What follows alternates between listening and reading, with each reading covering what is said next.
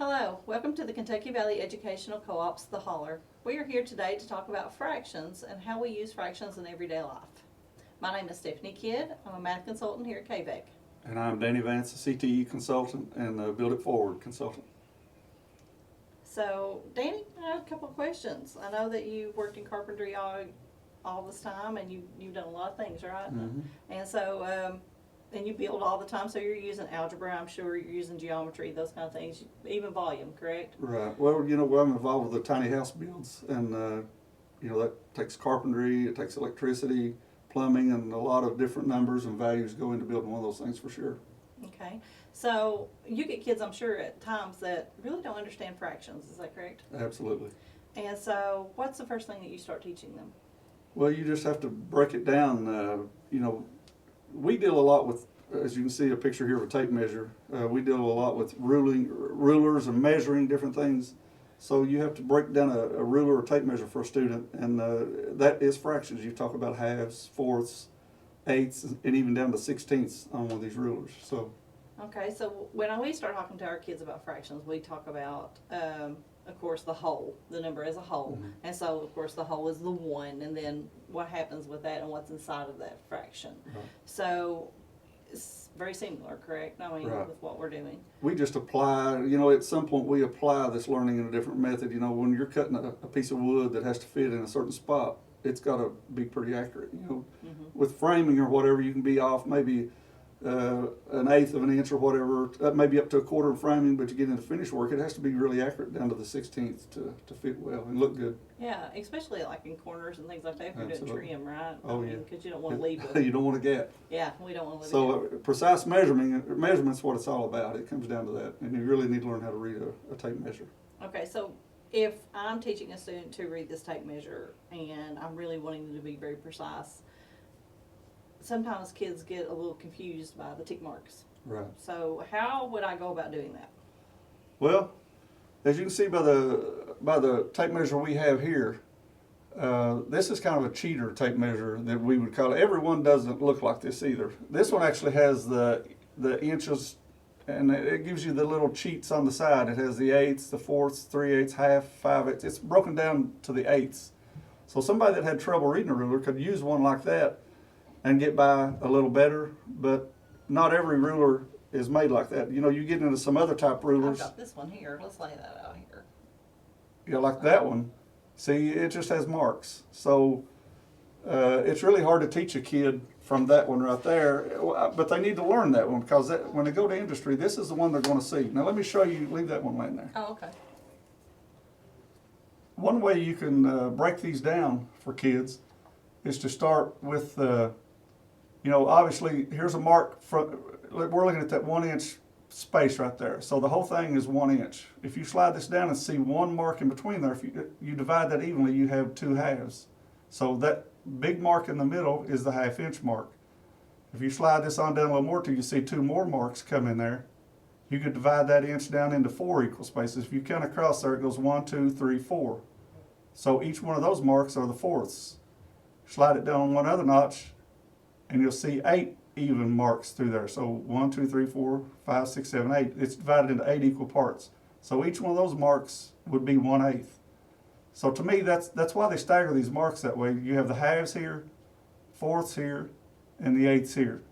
Now, as you can see by this other ruler here, that it's broken down actually into the 16ths that are not marked on there, but it goes down even to the 16th. And if you're building something like a house or whatever, you would need to get down to the 16ths a lot of times. That's what I was going to ask. I mean, is on building houses, you probably on the outer frame, you may not get down to the 16th. Right. But when you're doing, like I said, that finishing work, you'd probably definitely get down to the 16th. It's got to be close to look good. Okay. Yeah, because my dad talks about things are out of square or something if Right. they're not exact. So I've heard him say that. We've got some different rulers here that are really cool. One of the things that my kids had trouble with is knowing which fraction is actually larger. Like Mm-hmm. if I had 3/4 or if I had 5/8, they wouldn't understand which one was actually bigger. Right. And so I used to use this right here for them, of course, and I would talk to them about, well, 3/4 of this would actually be, you know, like you said, you're looking at these tick marks. Mhm. You don't count the little ones, because those are your eighths. We're Right. going to look at our longer ones. So 3/4 would be here. Slide it down just a little bit. Okay, I'm sorry. So I would look at it, and 3/4 would be here, Mhm. and we would talk about that. But what would 5/8 be? And so they would have to count out, and then they would notice that the 5/8 is like right here Right. in comparison. That's one of the ways that I would do it. So which one's actually bigger, and they can start Right. to see that.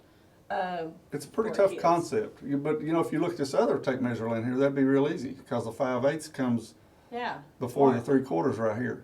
So see, that would be easy on this ruler. But this is really a cheap little tape measure we have here. I mean, this is not one you're going to find in many Show 'em carpenters what this tape measure in their tool pouch. You're probably going to see one. You know, that's a cheap little tape measure, and most carpenters probably won't use that because of the size. Stick that other one out here beside of this one, So let's look at that. right end to end, let's say. Okay, end to end. Yeah, and one of the problems with that is that one's so narrow, it won't extend. A good tape measure, a carpenter wants a tape measure that will extend out a distance that you can hold it out and measure it. Now, looking at the other screen, you know, I can run this tape measure out a long way and it'll hold itself out here that you can measure a long distance with. But now this smaller one, you can't do that. So Yeah. it's not real usable. It starts to lean, doesn't It leans, it'll break over pretty quickly. Okay. And then another type is something like this one that Let's give it a second to focus I there. had a little time to focus. I've got it upside down, but this one actually Turn is around. it actually has a matte black finish, and the numbers are kind of a neon color green that glow real well even in low light. And this is a real good tape measure. A lot of carpenters use this, and you can see it's broken down to 1/16 also on this one. So flip it over and watch the numbers. See the 2 and the 3, how they look right now? Now when you go to the back, the numbers are opposite.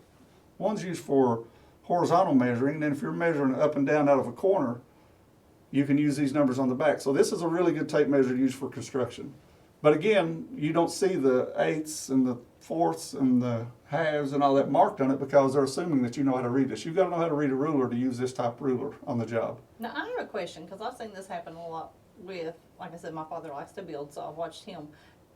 He sometimes doesn't start actually with this. He actually moves himself down to the 1 inch, or where Right. the 1 inch would be, and then measures from there. Sometimes you need to do that to be real precise. You know, almost all these tape measures will have an end right here that'll slip. See, this will move just a little bit right here. And that makes up the distance of the thickness of this metal right here.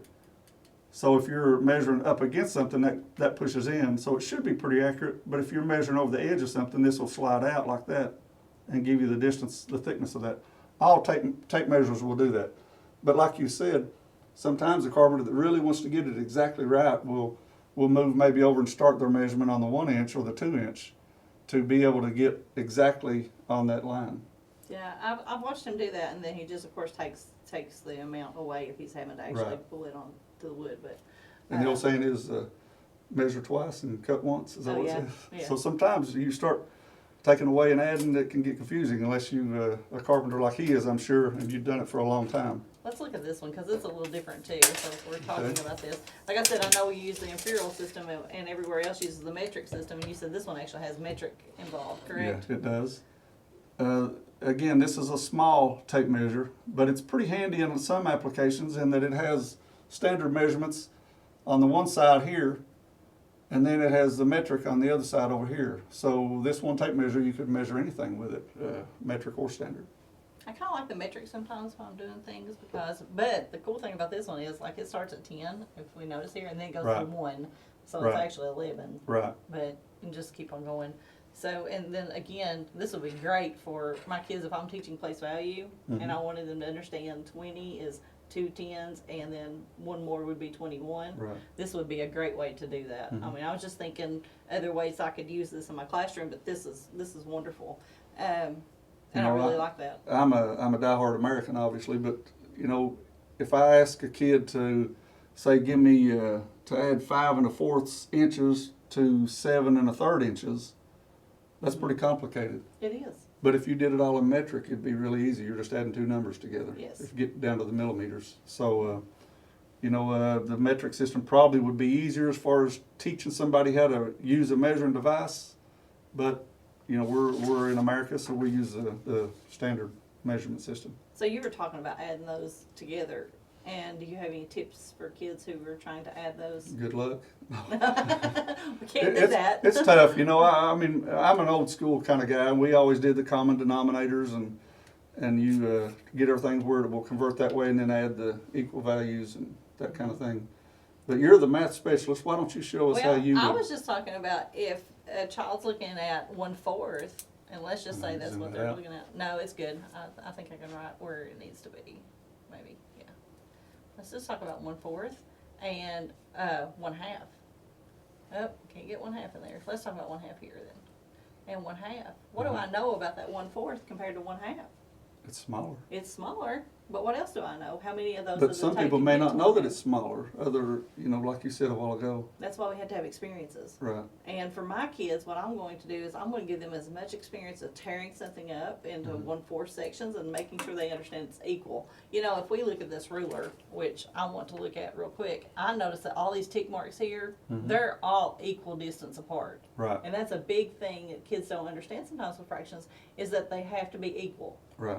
Fractions are something that it's equal every time. It's the same. It's a fair share between us. I Right. can't take a cookie and break it to where you only get this much of the cookie and I get the rest of the cookie. That's not a fair share. Right. And if we talk to our kids then about what is a fair share, that it has to be equal every time, and that if I'm cutting this paper and it has to be done in half, then it needs to be two sides Right. that are the same. It's the same thing with this ruler. Right. So therefore, I know that when I'm looking at this ruler, that this right here, these are broken up into, up to the 1 is 1/8, Right. right? Right. So they're equal distance apart. Well, how do I know that the 4ths are equal distance apart? Well, here's 1, there's 2, there's 3, and they're equal distance apart because Right. each one has a tick mark in between, Right. right? And I guess they could always look at that bottom number, put it in simple terms. That Yeah. bottom number tells how many equal parts there are in the full section. Yeah. So if it's a 4th, there's 4 equal parts. If they're like the half over there, there's 2 equal parts. No, So, I didn't get my job for drawing, so you're going to have to overlook me you're not here. going to be an artist I'm when not you going to grow be up. an artist when I Okay. grow up. But I'm No. going to try to do this in equal. Let's just say that is. And then over here, we've got the same size. Well, close to it. We're gonna pretend. Everybody pretends in your mind that this is the same. You did pretty good on the first one. Now that bottom line's a little crooked. No, it is really. It doesn't look real good, but that's okay. That's all right. Like I said, we're pretending I'm the greatest Yeah, artist around. right. And if I look at what I'm shading in for 1/4 and what I'm shading in for 1/2, I could actually go down here and do this. I can shade in down Wouldn't here. matter, they're equal.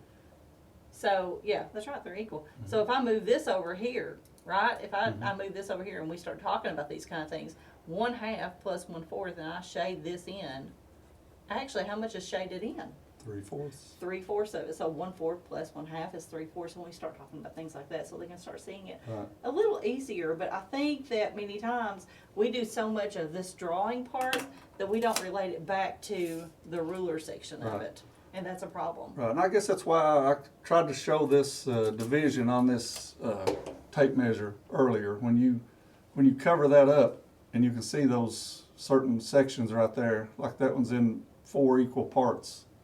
That's kind of going back to the same thing you did there, that show that each one of those is a 4th. Yes. But again, teaching a tape measure is really hard sometimes for students, younger students that have never had experience with it.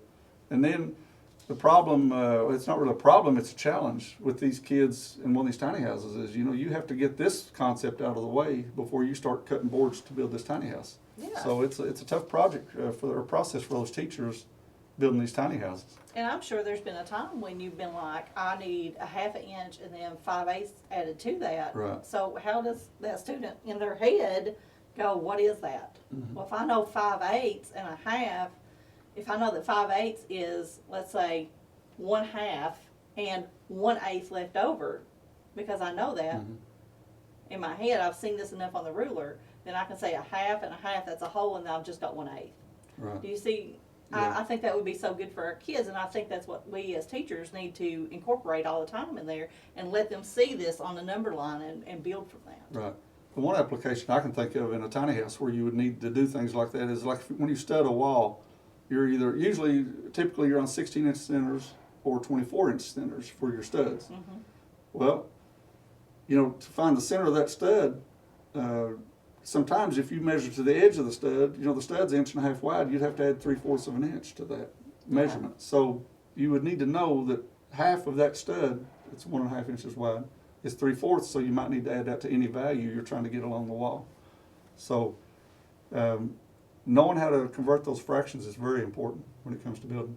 Yeah, and you know, for us, you know, after they start learning about fractions, we also change that to decimals or Right. and on into percents. But I think the biggest thing is we've lost a lot of this because kids don't build these days. Well, now they have laser measures. You just touch it against the wall here, and it shines a dot over on the wall over here, and it tells you exactly how far it is within like 1/8 of an inch or something. Mm-hmm. You know, I personally, I guess I'm an old school, but I don't use one of those a whole lot because I just can't put my faith in it. But I'd say these builders that are building today in a hurry, they're using a lot of that, and it's taking a lot of this stuff away from the table. They don't really need to know that if they're using that type system. But what happens when your laser When your battery runs out. dies and you're like, I gotta get this project You today. got to drag out the tape measure. It's like, what are we going to do now? You better hope you got one of those with they better hope they got one of these. Well, no, one of these with all the Let's get it on fractions, there. Yeah. with all the little measurements on it. Yeah. If they got one like that, they'll be okay. But Because I was thinking, I don't have time to run to Walmart to get batteries, and here I'm Right. stuck without that. I'll So, bet yeah. you won't find many carpenters' tool pouch that has those measurements on it, though. They know how to read it. They've done it for years, and they just have done it and continue to do it that way. But that's what I want. I want that automaticity of understanding those fractions. And I think, like I said, for teachers, for parents, right now, especially parents at home, like we talked about, that are doing some of the stuff, just getting them out there and having them to measure constantly. Right. I mean, different things that they could do. Right. There's so many things that they can measure Right. inside the house. Right. I mean, if you're stuck in an apartment or somewhere like that, there's things that you can measure inside the house Right. that they can just get a ruler for and go measure. It And it would- doesn't have to be one of these. I mean, it No, can be just it could be any tape measure. little, or Yeah, just or a little ruler that we just a buy ruler. at the beginning of the school year that's in those little pouches. That'd be fine too. I mean, you know, these kids are stuck home right now, and parents are working with them, and teachers are doing online stuff with them. But like you said, this would be a really good task for any kids going into anything in the construction area, welding, any type of hands-on skill. All those kids need to know how to read a tape measure, and that's something the parents could work with them now at home, like you said. And if you cook at home, there is so many things with fractions and cooking. So Exactly. just have them to practice with it. You know, they're going to be pouring things out. I don't know how many times that I've looked at my daughter, and if you're doubling a recipe, what do you need? And if it's, well, if I've got 1/4 of a cup, then I'm going to change that. If I'm doubling it, I'm going to get 1/2 a cup instead of that. Right. Or if I've got 1.5 cups of flour that I need, how much do I need if I'm doubling that recipe, or even tripling it if you're making it for a family reunion? And if they mess up, you can always feed it to the dog, right? So. Oh yeah, well, that's a lot of good food gone to waste. Yeah, and we can't do that nowadays. But it's an ongoing challenge. But like I say, it'd be a great thing for parents to work with their kids on right now. Okay. Well, we greatly appreciate you watching our video, and we'll holler at you later. Holler at you later.